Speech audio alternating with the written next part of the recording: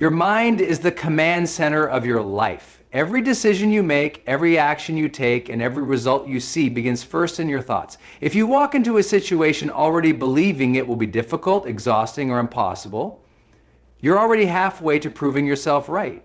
But if you choose to see possibilities, opportunities, and reasons to grow, your brain begins to search for evidence to support that belief too. What you focus on expands. If you constantly think about what's missing, what's broken, or what's wrong, you train your brain to notice more of it. But if you train yourself to look for what's working, what's good, and what's possible, you will start to experience more of it in your life. This isn't magic. It's the way your mind filters the world.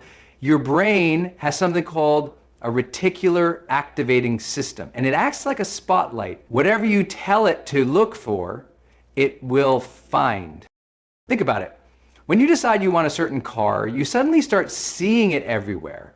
It's not that the car just appeared, it's that your mind was tuned to notice it.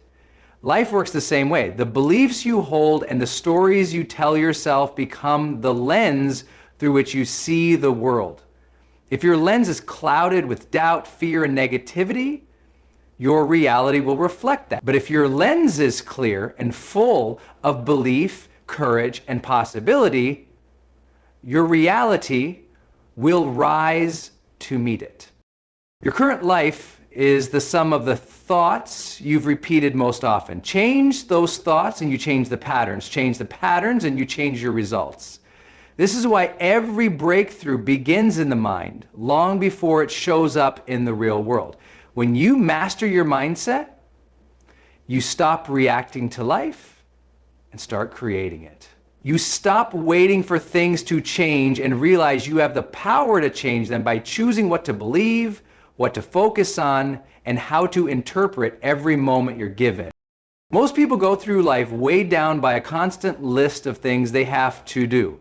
I have to go to work, I have to make this call, I have to work out, I have to deal with this problem. Every time we say it that way, it sounds like a burden, like life is something happening to us instead of something we get to fully participate in. But there's a subtle, powerful shift that changes everything, turning I have to into I get to. When you wake up and say, I get to go to work, you instantly tap into gratitude. You remember that there are people searching desperately for opportunities, people wishing they had the very responsibilities you might be complaining about. When you say, I get to work out, you remember that there are people who would give anything to move their bodies the way you can. Even the challenges you face can become privileges when you reframe them. I get to solve this problem means you have the capability, the resources, and the intelligence to handle it. This shift in language changes your emotional state. Instead of feeling resentful, you feel fortunate. Instead of dragging your feet, you walk with purpose. It doesn't erase difficulty, but it makes you realize that every responsibility is also an opportunity to grow, to contribute, to experience life more fully. Gratitude isn't just a feel-good concept, it's an energy shift. And when you live from the energy of privilege, instead of obligation, you start seeing every task not as a weight, but as a way forward. Who you believe you are shapes every choice you make. If you see yourself as someone who's always late, you'll find yourself running behind again and again, even if you set the alarm earlier. If you believe you're not good with money, you'll make decisions that keep you broke, no matter how much you earn. Behavior is not random. It's the echo of the identity you've accepted as truth. This is why change rarely lasts when you only focus on actions. You can force yourself to go to the gym for a few weeks, but if deep down you still see yourself as someone who's out of shape, your actions will eventually match that identity again. True transformation happens when you upgrade the way you see yourself. When you decide, I am a healthy, disciplined person, your choices start to naturally align with that belief. You eat differently, move differently, and even speak differently, not because you're forcing it, but because that's who you are now. Your identity is built by the stories you repeat to yourself. Every time you tell yourself, I'm not confident, or I'm just not that type of person, you reinforce the version of you that stays small. But the moment you choose a new story, one that reflects the person you want to become, you begin to act in ways that match it. It's not fake, it's you deciding to step into your potential. When you shift your identity, behavior follows without resistance. You no longer need willpower to make better choices. They become second nature, and the more your actions reinforce this new identity, the stronger it becomes, creating a loop of growth that changes not just what you do, but who you are becoming. Comfort feels safe, predictable, and easy, but it also keeps you exactly where you are. Growth, on the other hand, asks you to step into uncertainty. It pushes you to do things you haven't done before, to face challenges that stretch you, and to risk making mistakes. The truth is, the version of you that will achieve your biggest dreams doesn't exist yet. You have to grow into that person. And growth never happens in the comfort zone. Every meaningful achievement you've ever had required you to push past some level of discomfort. The first time you spoke up in a meeting, the day you took a risk on a new opportunity, the moment you said yes to something that scared you.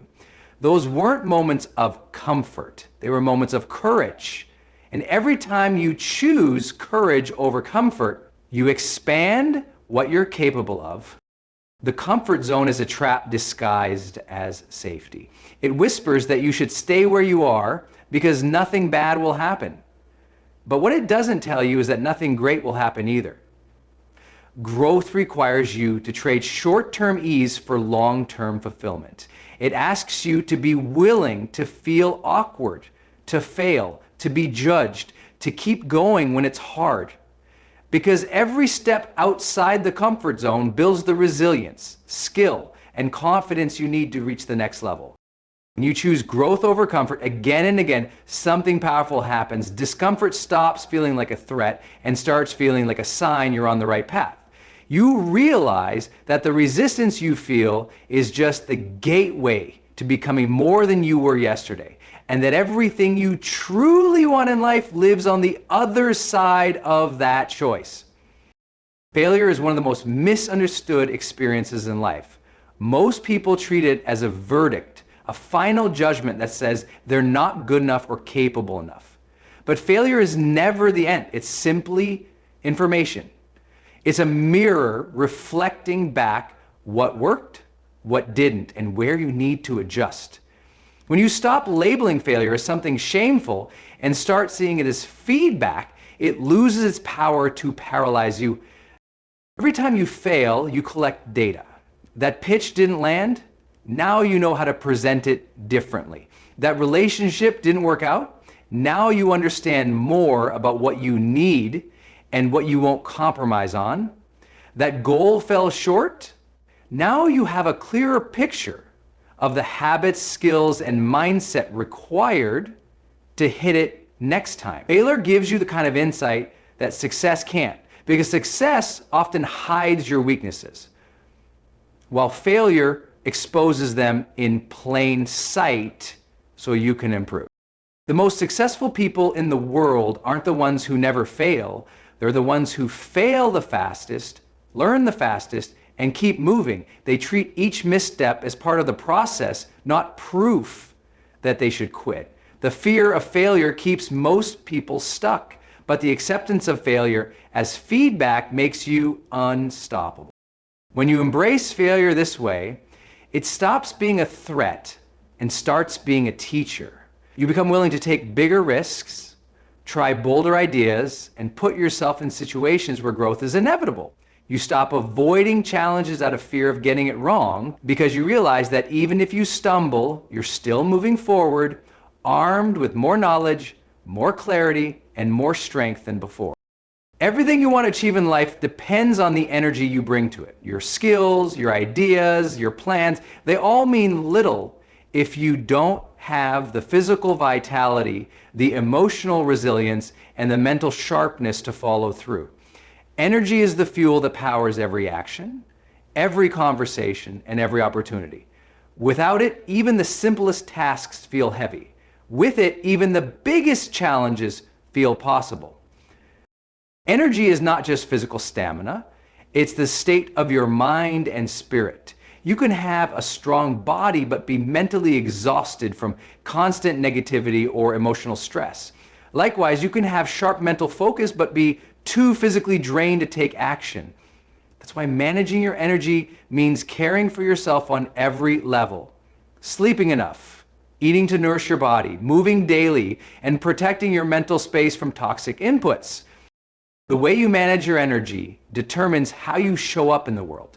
When your energy is high, you think more clearly, connect more deeply, and create more effectively. People feel your presence because you're fully engaged. But when your energy is depleted, you're distracted, reactive, and far more likely to give up at the first obstacle. You have to become intentional about generating energy, not just waiting for it to appear. That means making choices throughout your day that elevate your state instead of drain it. Surround yourself with people who uplift you. Fill your mind with ideas that inspire you. Move your body to create momentum.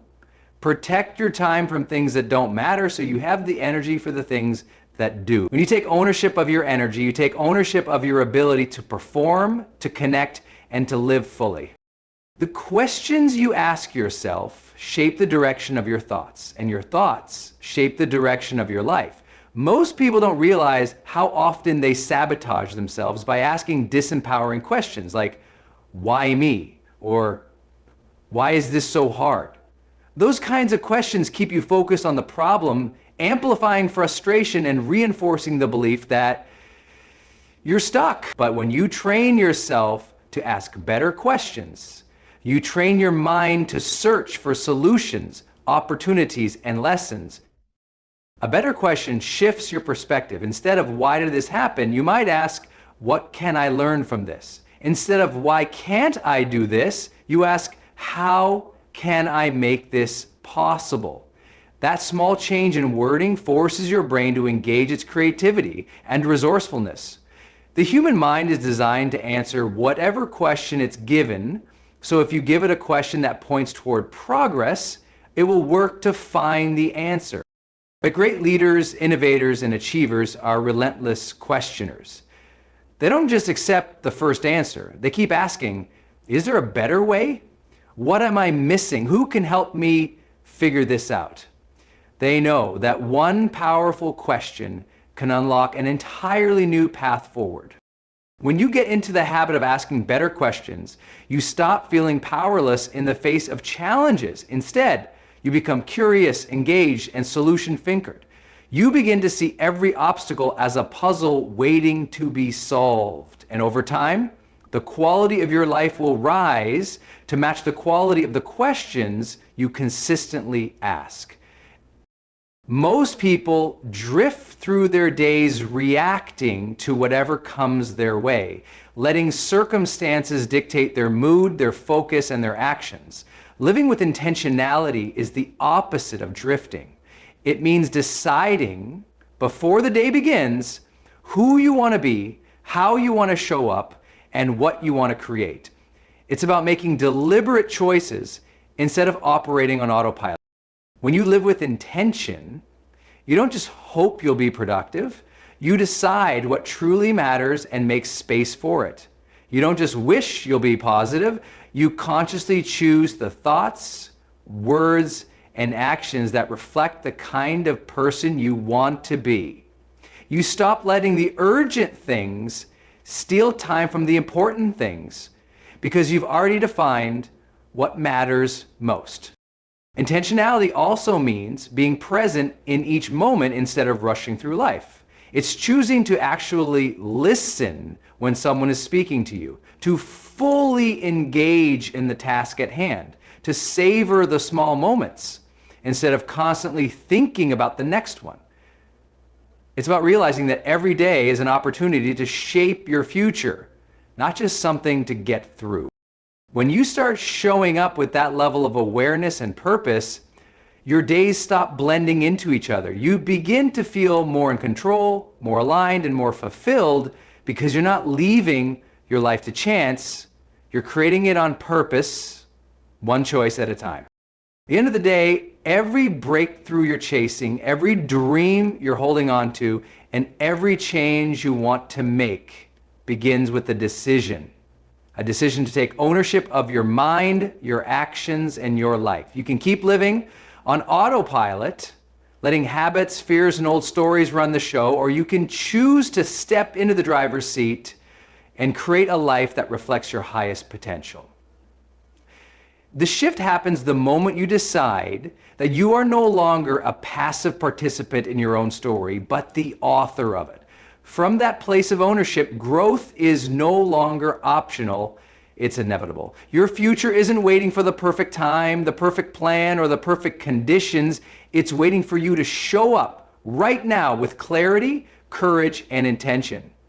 Because once you make that shift, nothing and no one can stop you.